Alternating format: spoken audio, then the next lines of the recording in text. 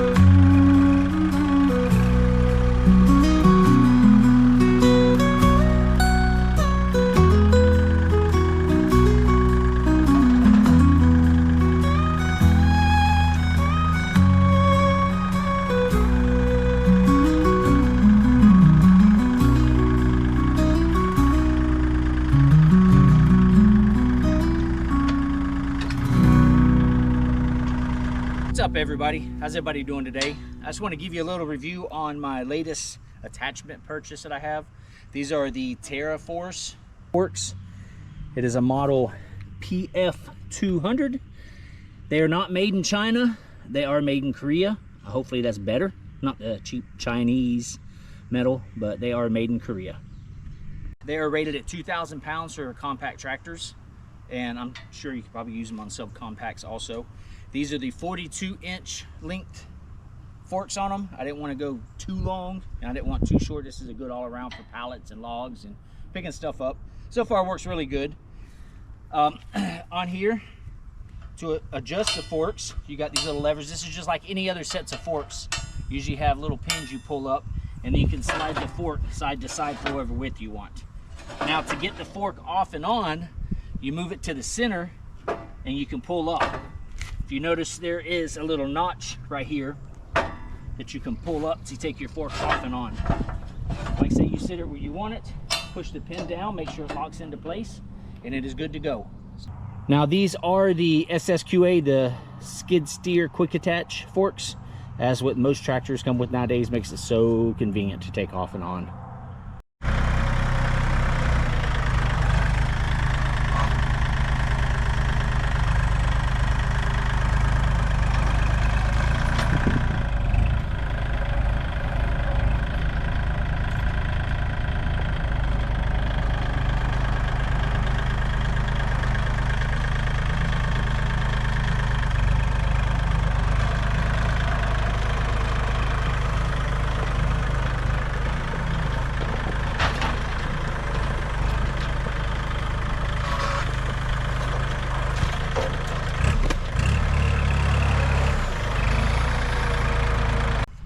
I saw this in another video that somebody had taken the tips of their forks and painted them so they could see them easier, low light conditions or in the grass or anything like that. I thought it was a great idea, especially being on the tractor. It's hard to see.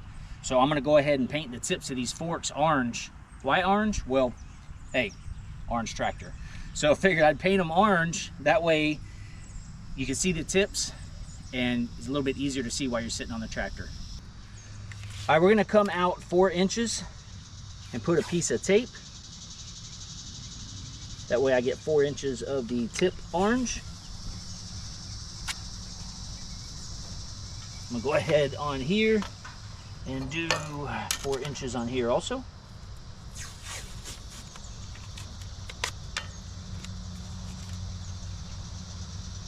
About 4 inches. All right, let's go ahead and tape these up a little bit more so I don't get so overspray on the forks. Now, I don't know how long this is gonna last, but all you gotta do is go back, and it's just cheap spray paint. Just go back and put you a couple squirts on it and it should be good to go. So this side all taped up right here.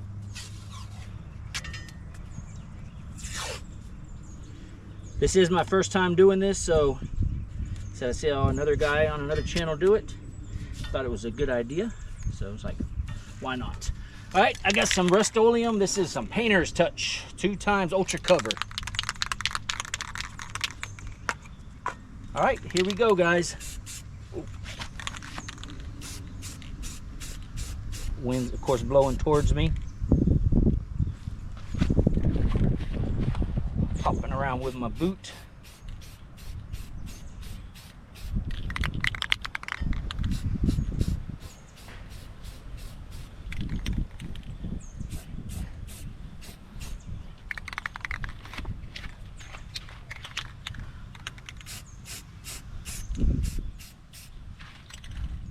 I'm not painting a car, so it doesn't have to be perfect. I figured just an orange tip. Just the tip. Now I'm going to go ahead and take the tape off of these and we will let it dry.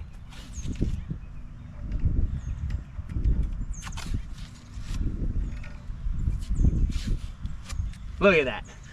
Looks like I know what I'm doing.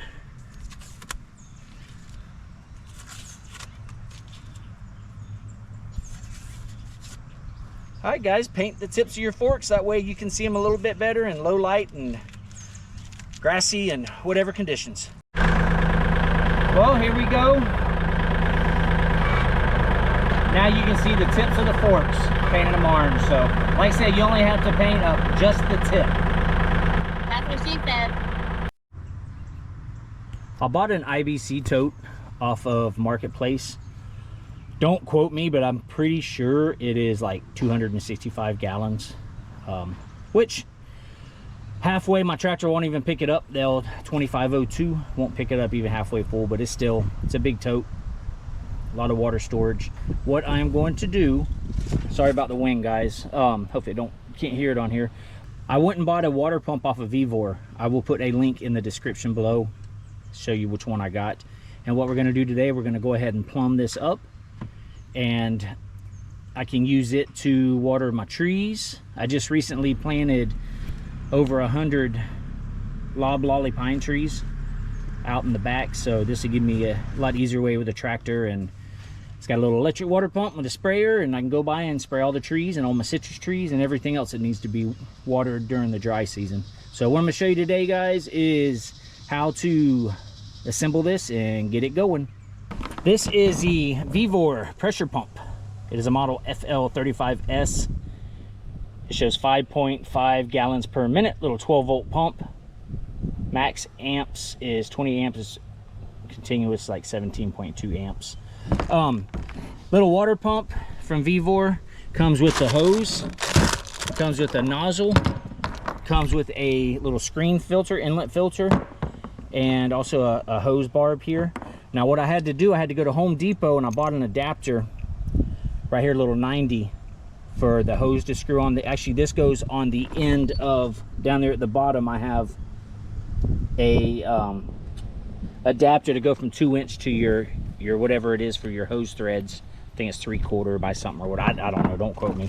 Anyway, I bought this 90 to go on the bottom, and then I bought 3/4 inch OD. It's actually a 1/2 inch inner diameter hose from Home Depot to go up from the bottom of the tank to the pressure pump. Bought 2 hose clamps, and I had to also, this pump comes with this little plug here, and that's it. It doesn't come with anything else. So I had a plug in my shop that with 2 little alligator clips on it to be able to go to my battery. All right, guys, we're going to put this together and get it going. Hopefully it works. All right, first we're going to go ahead and put some Teflon tape on the fittings here that come with it. And it's plastic, but I still put a little Teflon on it, that way it won't leak. There's one. And then this is the filter.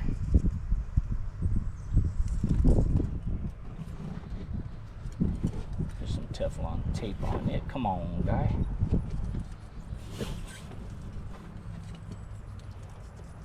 All right. Teflon tape on the filter. If you look on the pump, if you can see, there's an arrow. That's your outlet. So this is, my filter is going to be on my inlet side. Get it started.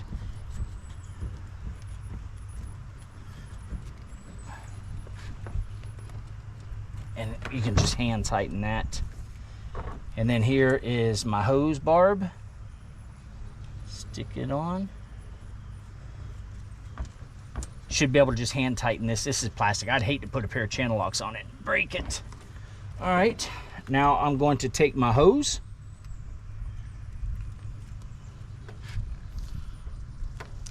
And take this off of here. I ended up getting the braided hose because it is going to be a suction. That way you don't have to worry about the hose collapsing. All right, I'm gonna go ahead and tighten this hose clamp right here.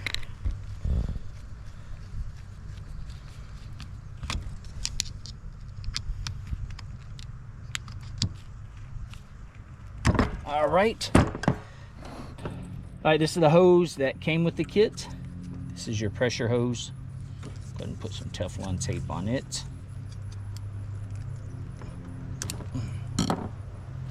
This is going to go to the out of the pump. Like I said, there's an arrow on the pump that shows the out.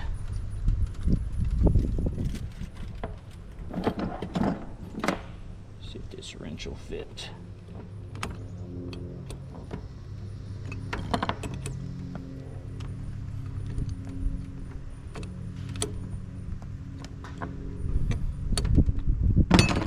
Wrench is a little too fat. Let's see if I can get these pliers in there. Yep, much better. You don't want to go too much because this is made in China plastic, so you gotta be careful. All right, guys, this is done here for the pump.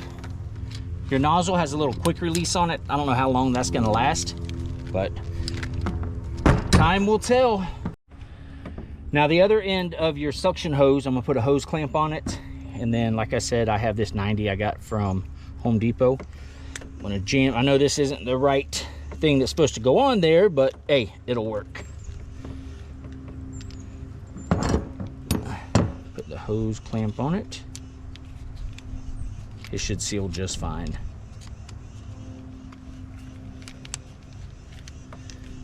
Be better if it had a barbed end.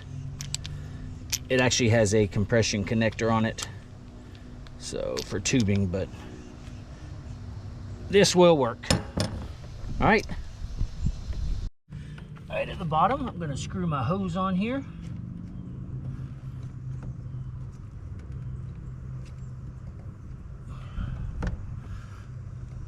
Nice tight seal. I'm gonna go ahead and open my valve up. All right. Just gonna tuck this in. I'm gonna have to get some zip ties and zip tie that in, but that'll work right there. All right, it looks like I got everything hooked up.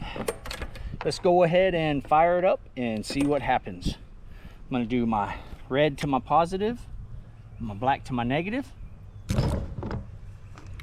All right, pump came on. Looks like some water.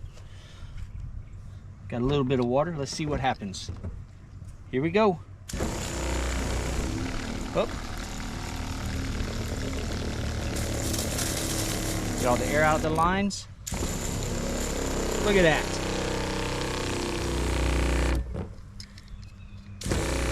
Can't complain about that.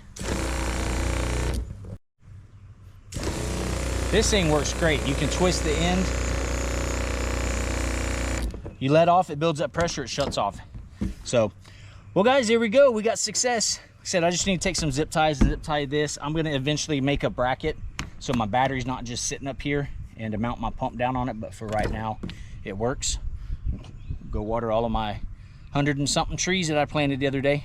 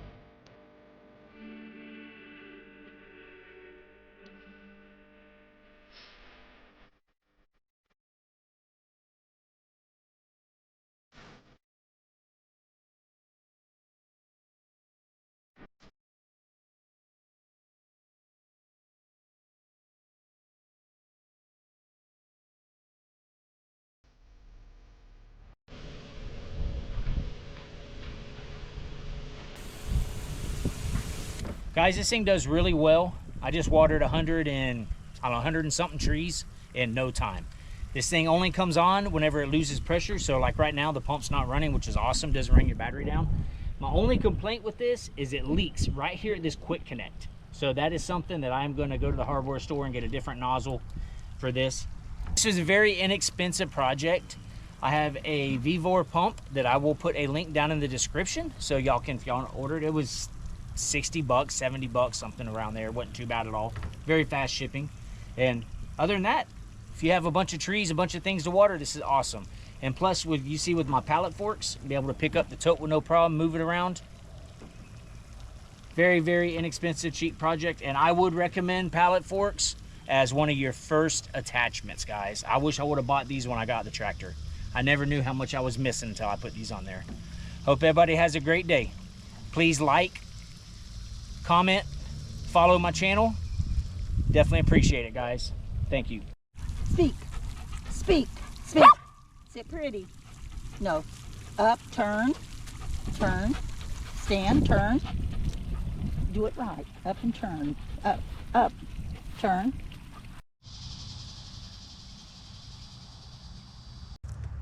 Let's go ahead and put some Teflon tape on it.